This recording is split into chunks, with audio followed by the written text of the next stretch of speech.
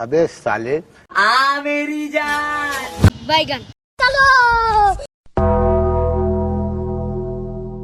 No copyright sound download करने का तरीका एंड में बताया।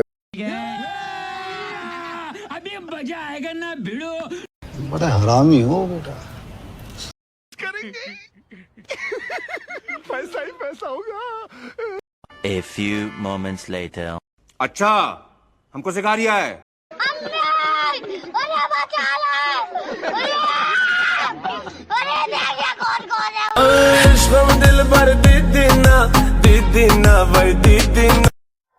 तो दोस्तों नो कॉपीराइट म्यूजिक डाउनलोड करने के लिए आपको आना है माई इंस्टेंट वेबसाइट पे। यहाँ पे आपको सारे नो कॉपीराइट साउंड मिल जाएंगे जो ट्रेंडिंग में है इंडिया में। जैसे कि देखिए यहाँ पे प्ले हो रहा है। अबे साले बैगन। साले को खोपड़ी तोड़ साले।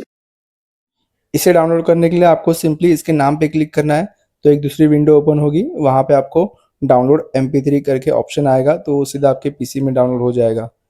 वीडियो पूरा देखने के लिए दोस्तों धन्यवाद। फिर मिलते हैं एक नए वीडियो में।